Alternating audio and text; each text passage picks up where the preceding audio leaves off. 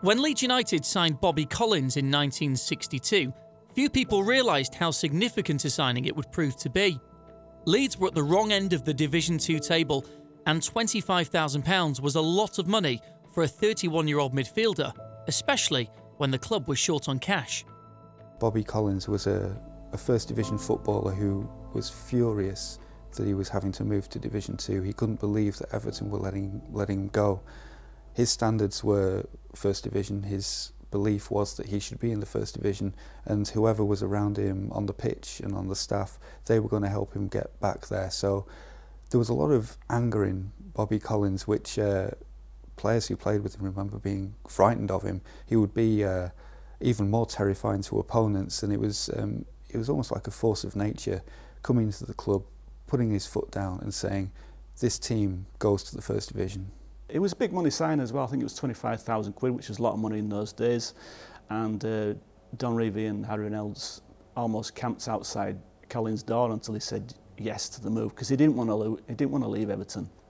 He still thought he had a job to do there, which, in a way, that story will echo a few years later as well with Leeds, another certain Scotsman as well. He was a born winner, and I think everybody at the club looked up to him. His professionalism, how he went about things, and also his ability to play the game. And I think he got the club up and running as a player. I mean, there's been a lot of important players in the club's history. You know, you go back to the days of John Charles, you know, and Big John was a very famous name. But for the club themselves to become winners, you know, because, you know, Bobby always says to me, I was brought up playing with great players and learning for how they approach the game, you know, and the professionalism towards the game.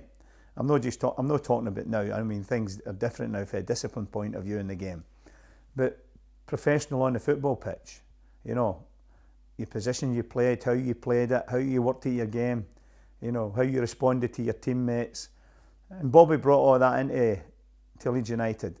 I've always said, Tom, that, you know, I've played with great players, you know, over the years, and there's been many great players in Don's era, you know, and you go to Howard's era with wonderful, wonderful players, you know. And the similarity between, you know, the likes of Bobby and Gordon Strachan when Howard brought him in, somebody that led the players, not only by their ability on the field, but their willingness to work hard, to try and teach the other players how to play the game, how it should be played. And to me, like Bobby started that revolution. The keep fighting mentality that Revie's team was built on really came from Bobby Collins. And to sign, I mean, he stepped down a division to sign from Everton. You know, he was an established international player. So again, you wouldn't really see that now. It happened with Strachan in a similar way, but you wouldn't see it now.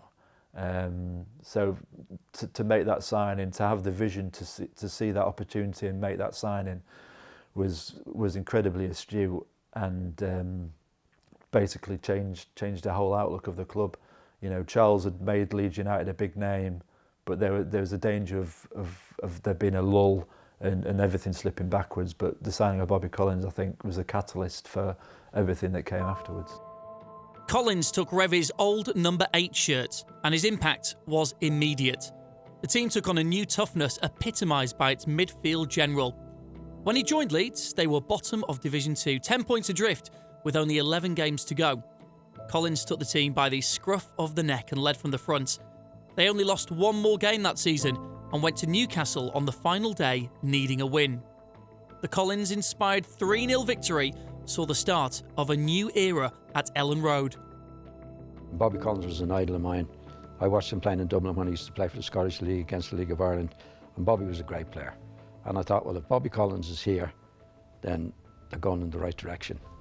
And that was one of the major, probably the major reason that I was interested in signing for Leeds United at that time. If you get an older pro who's a real pro, it's great, because he's shown the younger players by example of what he does, how he trains, how he behaves himself, and then the young players pick up from that. I mean, the worst thing you can do is sign an experienced player who was not a good pro, because then you get bad habits in the club. Bobby Collins led the way at that particular time. On the pitch, Bobby Collins wanted to win every match he played in. On training, he wanted to do all the right things. And I was only 22, and Norman Hunter, I think, was only 19. Eddie was only 15 coming to the club, Peter Lorimer. So I think Bobby Collins' stay at the club definitely was the foundation for what followed. Example of how he played on the pitch, off the pitch, all the various things. Bobby Collins was the influence, in my opinion, of what Leeds went on to be. The first time I really got to realise what Bobby was about, and you couldn't get away with it now. I mean, we used to train, Don liked the first team players, youth team players to train together, reserve team players pre-season, and we used to put us into teams, and the teams had captains, you know, and they played for points all the way through pre-season, very competitive, and the most points you could get for your team was to win the cross country at Roundy Park, and I was in Bobby's team, and it was 20 points to the winner. Bobby come up to him when I was 15 and says, I want 20 points off you today. And I looked down at Bobby and I thought, well, Bobby, if you want 20 points, you're going to get them. So I was running around Roundy Park, and I was clearing all the players for buying an old Scottish pro called Jim Story. Jim's no longer with us, but Jim was another player come down from Scotland, and Jim was in another team to me, and we were running down towards the bottom of Soldiers Field, and Don was at the winning post, and I could see I could feel that I was too strong for Jim then. And then before we got about 500 yards for the winning post, Jim told me if we ran in together, we get 20 points each for the team. You know what's going to happen. 10 yards from the line, Jim sprinted away from me. He gets the 20 points. Bobby came in and Don was killing himself laughing. Jim Story was killing himself laughing. Bobby asked me what happened. I told him, and he chinned me. I mean, he did. He wouldn't get away with it now. Gave me a smack across the face. Never let that happen to you again. And that was Bobby's mentality. He was a winner. I never took offence at that. I thought, I'm going to learn for that, Bobby. You know. And so that's how it was in those days. And I look back on that and I think, I'm glad Bobby done that. You know. Key players were added to the team, with Collins the driving force, making sure Revie's instructions were carried out.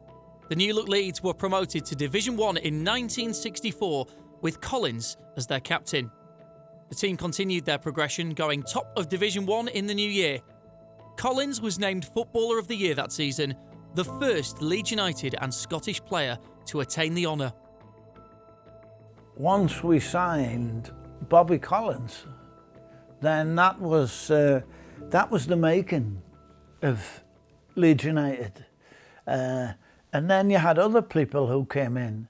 You know, you had Tommy Younger, you had Cliff Mason, you had Ian Lawson up front, Alan Peacock, and people Don Weston, and people like this came in just probably to get us out of the second division. But the main man was little Bobby. You know, he used to sit in there and he used to tell us what to do, and he was a great footballer, you know.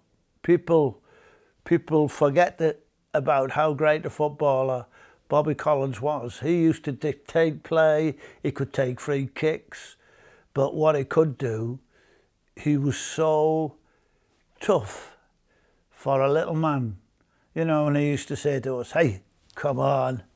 So you look at it and you think, well, if he can do it, I can. And his influence on Leeds United was immense. He changed everything. He came in, changed the mindset of all the players.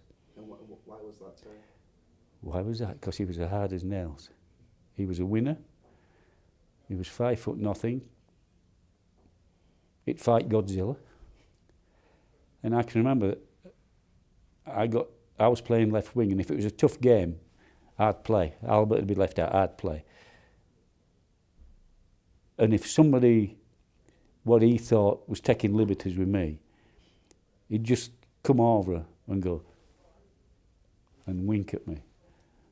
And the next time the geezer that had tried it on with me got the ball, he was flat out And Bobby would just come on. He won't do it again. And he just changed the mindset. He changed us into winners. You know, he was a total winner, and he changed the mindset. The runners-up spot saw Collins and Leeds enter Europe the following season. After a 2-1 home win against Torino, it was time for the return fixture in Turin a week later. In a bad-tempered game, Collins suffered an horrific injury when his leg was broken by the Italian fullback Fabrizio Poletti. Collins was out for months, and unfortunately, despite all his efforts, he only made 9 more appearances for Leeds. He left the club in 1967 on a free transfer to Bury. Revie described the Scot as the best buy of his life and one of the all-time greats. Some captains are great captains but not great players. Bobby Collins was both. He was a fantastic player, fantastic captain. Bobby started that revolution among the players, and I don't think there's been a more important player in my eyes walk through the gates of Ellen Road than Bobby Collins.